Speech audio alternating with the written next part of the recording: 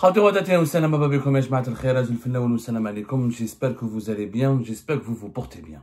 Le monde entier est bouleversé par ce que vient de faire Donald Trump, le président des États-Unis d'Amérique, qui vient de déclarer une guerre commerciale mondiale. Une guerre commerciale mondiale.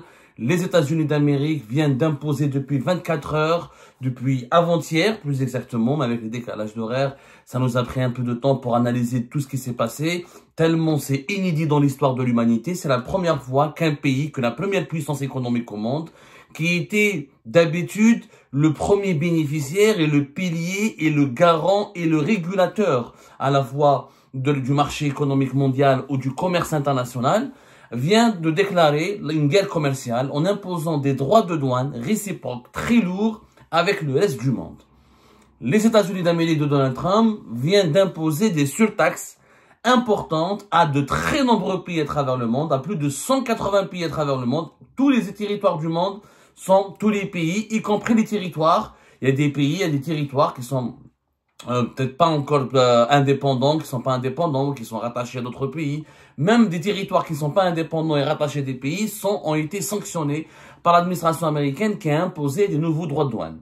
Alors, pour les Algériennes et les Algériens pensent que l'Algérie n'est pas concernée. Il s'avère que l'Algérie, non seulement elle est concernée, mais l'Algérie, elle fait partie des pays arabes et des pays africains les plus durement sanctionnés par Donald Trump, qui nous a imposé des droits de douane de 30%.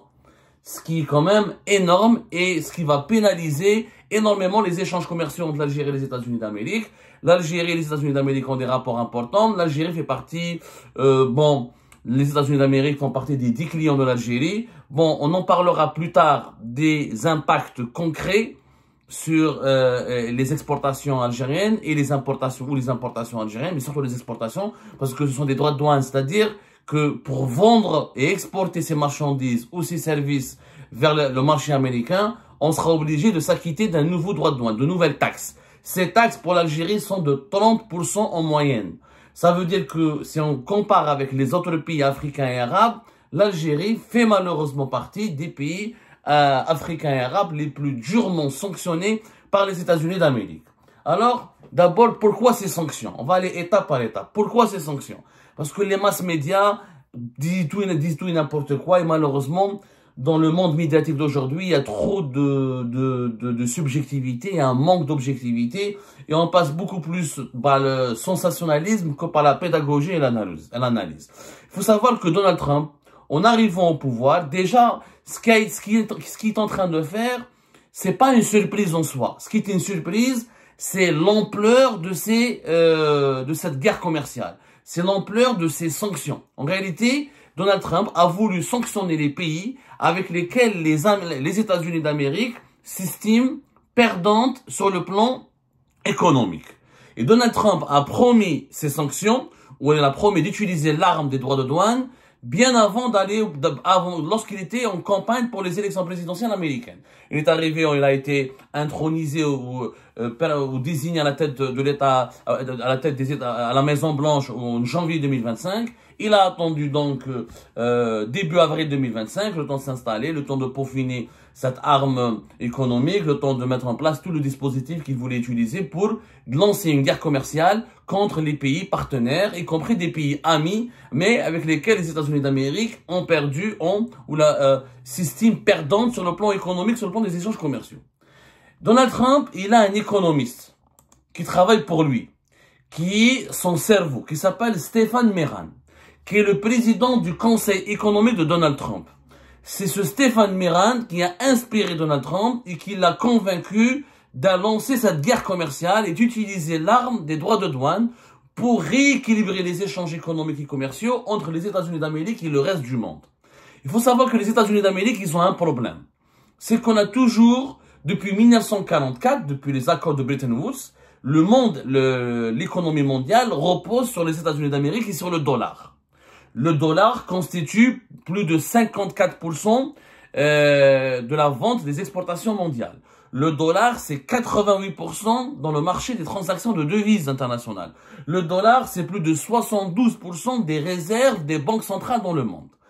cette domination du dollar a toujours été perçue comme un avantage des États-Unis d'Amérique. Sauf que depuis des années, depuis ces dernières années, notamment depuis la pandémie de la Covid-19, les économistes américains, et notamment les faucons, les néoconservateurs, ou les camps de Donald Trump, c'est-à-dire les républicains, les nationalistes américains, qui ont peur que les États-Unis d'Amérique soient déclassés par la Chine et que la Chine devienne la première puissance économique au monde et la première puissance militaire au monde à la place des États-Unis d'Amérique, ont fait une analyse, ils ont fait une remise en cause, ils ont compris que les accords de Bretton Woods ne sont plus un avantage pour les États-Unis d'Amérique. Pourquoi? Parce qu'un dollar, les États-Unis d'Amérique, parce que le monde est dépendant du dollar, eh bien, les États-Unis d'Amérique, elle est obligée de fabriquer, de maintenir une certaine valeur du dollar pour le monde entier. Pourquoi? Parce que les États-Unis d'Amérique, à cause de cette dominance, à cause de cette dépendance du monde entier vis-à-vis du dollar, son économie à elle commence à être perdante. Pourquoi? Parce elle importe beaucoup, mais elle exporte beaucoup. Elle n'exporte pas beaucoup. Elle importe énormément, mais elle n'exporte plus comme avant. En réalité, le problème, c'est quoi? C'est que comme les autres pays utilisent le dollar pratiquement toujours dans leurs échanges commerciaux et économiques. Donc, eux, ils ont des devises plus faibles que le dollar, quelquefois un peu plus fortes. Il suffit juste qu'ils changent la valeur de leur devise, qu'ils baissent la valeur de leur devise par rapport au dollar, et qu'ils utilisent des barrières commerciales pour empêcher les Américains d'exporter vers leur pays. Mais eux, ils peuvent exporter vers le marché américain comme ils veulent, puisqu'ils vendent en dollars, et leur devise elle sera plus faible que le dollar. Et donc, ils sont toujours gagnants. Et ça crée pour les États-Unis d'Amérique un déficit commercial. C'est-à-dire que les importations américaines sont beaucoup supérieures aux exportations américaines. Au départ, c'était pas un gros problème pour l'économie américaine. Jusqu'à ces dernières années, c'est devenu un gros problème. Pourquoi? Parce que le déficit, il a dépassé des records. Il faut savoir que le déficit des États-Unis d'Amérique, depuis 2023, dépasse les 3 000 milliards de dollars. Je dis bien les 3 000 milliards de dollars. C'est-à-dire que le déficit des États-Unis d'Amérique dépasse les 1000 milliards de dollars, pas les 3 000. Les États-Unis d'Amérique, c'est le premier pays importateur au monde. En 2023, les États-Unis d'Amérique ont importé plus de 3 000 milliards de dollars. Ils ont exporté pour uniquement 2 000 milliards de dollars. La différence, ce qu'on appelle le déficit commercial, il est de plus de 1000 milliards de dollars. Et ce déficit commercial, il est inquiétant pour les États-Unis d'Amérique. Et là, c'est un pays déficitaire. C'est-à-dire qu'il est beaucoup plus dépendant de ses importations que de ses exportations. C'est un déficit énorme. 1000 milliards de dollars. C'est énorme. Nous, pour un déficit, un pays comme l'Algérie, pour un déficit de 10-20 milliards de dollars, il panique. Les États-Unis, ils ont 1000 milliards de dollars. Et cette situation, elle est devenue intenable parce que les États-Unis d'Amérique ont compris qu'à cause du dollar, parce qu'ils sont obligés d'imprimer tout le temps leur monnaie pour le monde entier, ils sont obligés d'être déficitaires. Parce qu'il ne peut pas jouer, il maîtrise pas la valeur de sa monnaie, il est obligé de la maintenir à un certain niveau pour que l'économie mondiale puisse fonctionner. Sauf que les règles de l'économie mondiale sont devenues totalement désavantageuses. Puisqu'on peut exporter vers les États-Unis, on peut utiliser sa monnaie. On n'est plus obligé de fabriquer des produits aux États-Unis d'Amérique. Donc, il y a eu une désindustrialisation des États-Unis d'Amérique. Les entreprises partent en Chine, partent au Vietnam, en Thaïlande ou même en Europe. Ils fabriquent leurs produits à des prix pas chers. Ils utilisent les monnaies de ces pays-là qui sont plus faibles généralement que le dollar. Ils exportent vers le marché américain et donc ils s'enrichissent. Et les États-Unis d'Amérique, ils perdent des emplois. C'est un pays qui se désindustrialise. Et les États-Unis d'Amérique ne peuvent plus concurrencer les autres pays, puisque ces pays-là, le coût du travail, il est moins important. Ils ont des monnaies, parce que une monnaie plus faible que le dollar. Ils maîtrisent mieux leur monnaie, parce que leur monnaie, elle est utilisée que localement ou régionalement. Pas comme le dollar qui est utilisé mondialement. Et les États-Unis d'Amérique ne peuvent pas changer la valeur du dollar ou changer le taux de change du dollar comme elles veulent, parce que il y a le marché mondial, l'économie mondiale qui dépend d'eux. Du coup, ce déficit a provoqué désindustrialisation des États-Unis d'Amérique et endettement énorme des États-Unis d'Amérique. Pour qu'il y a beaucoup de déficit, il faut l'endettement. Quand l'État américain, les États-Unis d'Amérique ne gagnent plus assez d'argent pour leurs propres besoins. Donc, ils sont obligés de s'endetter. Ils vendent des bons de trésor ou ils sont obligés de vendre des bons de trésor pour que des pays clients des États-Unis d'Amérique rachètent. Et avec ces bons de trésor, les États-Unis d'Amérique ont une dette et avec cette dette, ils financent leur train de vie puisque leurs exportations, leur économie ne leur ramènent plus assez d'argent. le déficit est plus de 1000 milliards. Or, les États-Unis d'Amérique ils ont besoin de financer leur armée, ils ont besoin de financer leur sécurité sociale, ils ont besoin de financer leurs infrastructures. C'est un pays continent. Donc, la situation, la dette des États-Unis d'Amérique a explosé. La dette américaine aujourd'hui, elle est de 36 000 milliards de dollars. Et plus le déficit explose, plus la dette américaine explose, et les grands cerveaux américains, les cerveaux notamment des partis républicains, les néoconservateurs et les faucons, ceux qui ont peur du déclin de leur pays, ont compris que c'est devenu un danger. Et Stephen Meran, le cerveau économique de Donald Trump, a fait une nouvelle stratégie. Sa stratégie, c'est quoi? C'est de changer le monde, changer le règlement économique mondial, changer l'organisation de l'économie mondiale. Le dollar, les États-Unis d'Amérique veulent reprendre son contrôle. Elle veut baisser sa valeur et elle veut obliger les alliés ou les partenaires ou les clients ou les partenaires commerciaux ou les pays qui se sont enrichis grâce au dollar américain ou grâce au marché américain, elle veut rééquilibrer les échanges avec eux. Pour Stephen Meran, il y a une nécessité absolue de diminuer le déficit, de protéger l'économie américaine, de réindustrialiser les États-Unis d'Amérique et que l'Amérique retrouve une souveraineté industrielle. Depuis la pandémie de la Covid-19, on a bien vu que la dépendance vis-à-vis de la Chine est devenue dangereuse. Les États-Unis d'Amérique ne veulent pas dépendre de la Chine. Ils veulent être eux-mêmes autonomes et réussir à fabriquer, à satisfaire leurs propres besoins nationaux en redevenant une puissance industrielle. Parce que ces derniers temps, les États-Unis d'Amérique sont devenus une puissance des services. Grâce aux GAFAM, à Google, à Amazon, à Tesla. C'est beaucoup plus les nouvelles technologies de communication que l'industrie. Mais les États-Unis d'Amérique ont compris que si elles veulent rester une puissance militaire numéro 1 au monde, si elles veulent dominer le monde, elles doivent redevenir une puissance industrielle. Parce qu'ils ont bien vu que la Chine, son industrie, elle est de plus en plus puissante, et la Chine profite beaucoup de ses exportations avec les États-Unis d'Amérique, et la Chine arrive à est en train de grimper, de gravir les échelons, et risque de voler la première place aux États-Unis d'Amérique, parce qu'il y a un déficit énorme entre la Chine et les États-Unis d'Amérique. Il faut savoir, par exemple, le déficit entre les États-Unis d'Amérique et la Chine, il est favorable à la Chine à hauteur de 279 milliards de dollars. La Chine, les États-Unis d'Amérique ont exporté vers la Chine pour 147 milliards de dollars. Ils importent depuis la Chine pour 427 milliards de dollars. Donc la Chine, elle est gagnante.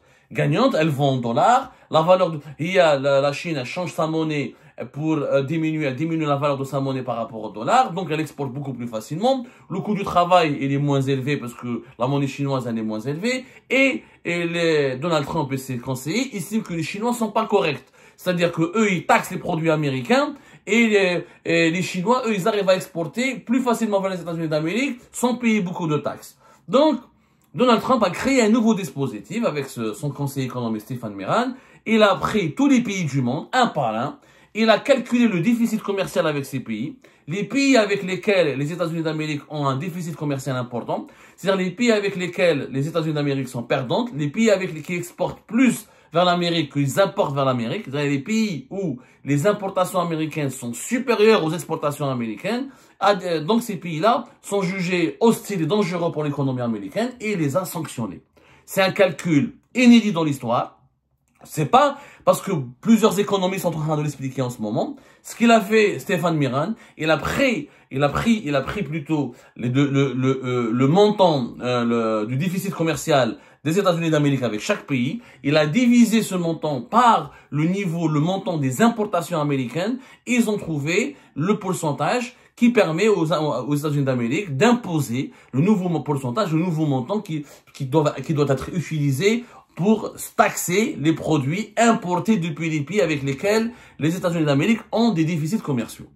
Et c'est pour ça que l'Algérie n'est pas du tout gagnante. Elle a même été sanctionnée. L'Algérie, par exemple, elle se retrouve sur le continent africain parmi le top 10 des pays les plus durement frappés par les taxes américaines. Alors, sur le continent africain, le Lesotho, par exemple, a été taxé par l'administration de Donald Trump à hauteur de 50%. C'est-à-dire que toutes les marchandises que le Lesotho va exporter vers les États-Unis d'Amérique seront taxées à 50%. Pourquoi? Parce que les États-Unis d'Amérique, ils ont conclu dans leurs études que les produits américains exportés vers le Lesotho sont taxés à 99%. Le deuxième pays africain le plus taxé par l'administration américaine, c'est Madagascar, 47%. Ensuite, vous avez 40%. Et c'est toujours le même calcul.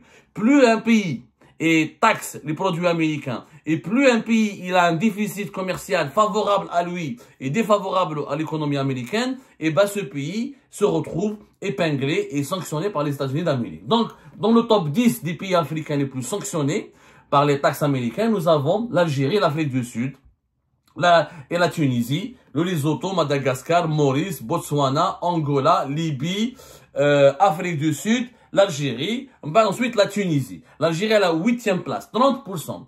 Alors l'administration américaine a décidé d'appliquer un taux des droits de douane à hauteur de 30%.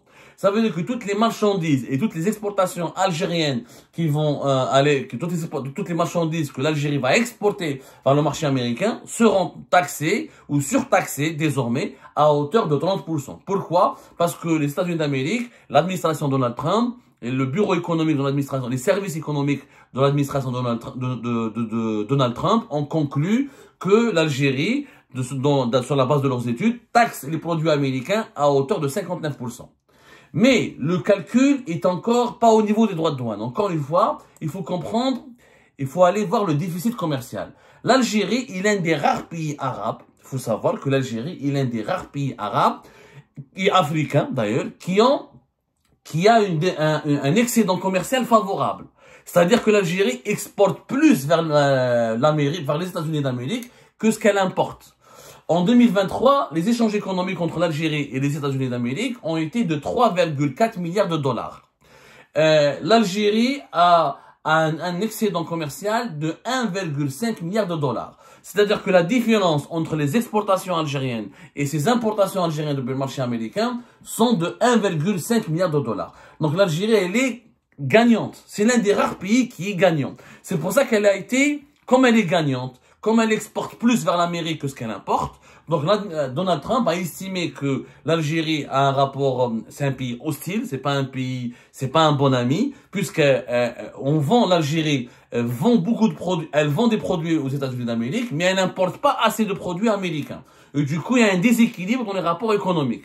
Effectivement, l'Algérie est gagnante. Elle a, sur les 3,4 milliards de dollars, l'Algérie a bénéficié d'un excédent commercial de 1,5 milliard de dollars. C'est quand même une mauvaise nouvelle pour l'économie américaine. Donald Trump estime que c'est une mauvaise nouvelle pour l'économie américaine, donc elle a décidé de faire de l'Algérie l'un des pays arabes et africains les plus surtaxés.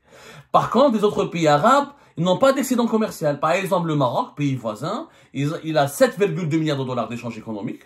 Il y a plus d'échanges économiques entre le Maroc et les États-Unis qu'entre l'Algérie et les États-Unis. Sauf que les États-Unis, ils ont un excédent commercial de 3,4 milliards de dollars. C'est-à-dire que les exportations américaines vers le Maroc sont supérieures aux importations américaines depuis le Maroc. Donc, il est gagnant. C'est pour ça que le Maroc n'a été sanctionné qu'à 10%. Il n'a pas été sanctionné à 30%. Le Maroc, pour les États-Unis d'Amérique, c'est un pays gagnant, gentil. Il estime qu'il n'y a pas un excédent commercial entre eux, que les États-Unis d'Amérique sont gagnants. Donc, les Américains n'ont pas sanctionné l'économie marocaine. Pour eux, le Maroc, c'est un pays ami. Il y a un excédent commercial de 3,4 milliards de dollars. Donc, il n'y a pas de souci. Le Qatar, la même chose. Tous les pays du Golfe, par exemple, ont été sanctionnés à 10%. Tous les pays du Golfe, pratiquement, les États-Unis d'Amérique vont appliquer des droits de douane, un barème de 10%, pas plus. Alors que l'Algérie, 30%. Pourquoi? Les Émirats Arabes Unis, par exemple, c'est le premier partenaire commercial arabe des États-Unis d'Amérique. Il y a des échanges économiques de 34,4 milliards de dollars. Les Émirats ont exporté pour 7,4 milliards de dollars vers les États-Unis d'Amérique, mais ils ont importé plus de 27 milliards de dollars. Donc, les Émirats achètent plus de produits américains que par rapport à ce qu'ils vendent, par rapport à leurs propres produits qu'ils vendent aux Américains. Donc, les États-Unis d'Amérique sont gagnants. L'Arabie Saoudite, la même chose. Deuxième partenaire commercial des États-Unis d'Amérique dans le monde arabe, c'est l'Arabie Saoudite. 25,9 milliards de dollars de marchandises échangées, 13,2 milliards de dollars d'importations saoudiennes, alors que les exportations saoudiennes sont de 12,7 milliards de dollars. Donc, les excédents commerciaux est de 500 millions de dollars au bénéfice des États-Unis d'Amérique. L'Égypte, la même chose. L'Égypte, qui est troisième partenaire, 8,6 milliards de dollars d'échanges commerciaux, 6,1 milliards de dollars d'exportation de la part des États-Unis d'Amérique et 2,5 milliards de dollars de produits égyptiens importés par les États-Unis d'Amérique. Donc, il y a un excédent commercial de 3,6 milliards de dollars. C'est pour ça que l'Égypte, la même chose, elle n'a pas été sanctionnée, elle est uniquement à 10%. Tous les pays C'est très simple. Vous pouvez vérifier tous les pays où il y a un excédent commercial favorable aux États-Unis d'Amérique. Et ben l'Algérie, ces pays-là sont faiblement taxés. Mais les autres pays, où par exemple la Libye elle sera taxée à 31%, l'Irak 39%, la Syrie 41%. L'Algérie, c'est le quatrième pays arabe le plus surtaxé par les États-Unis d'Amérique. 30%, la Tunisie 28% et la Jordanie 20%. La Jordanie la même chose. Il n'y a que la Jordanie et l'Algérie, pratiquement, qui ont des excédents commerciaux qui leur sont favorables parce que ils exportent beaucoup plus que ce qui est vers les États-Unis par le marché américain. Ils importent pas beaucoup depuis le marché américain. Donc voilà pour que vous compreniez pourquoi Donald Trump a sanctionné durement l'économie algérienne et l'Algérie. Est-ce qu'il y aura des conséquences? Oui. Ce que nous exportons vers le marché américain, encore une fois, est très important. Les États-Unis d'Amérique, c'est le premier pays importateur au monde. Donc, c'est le premier consommateur mondial. C'est 3 000 milliards de dollars d'importation.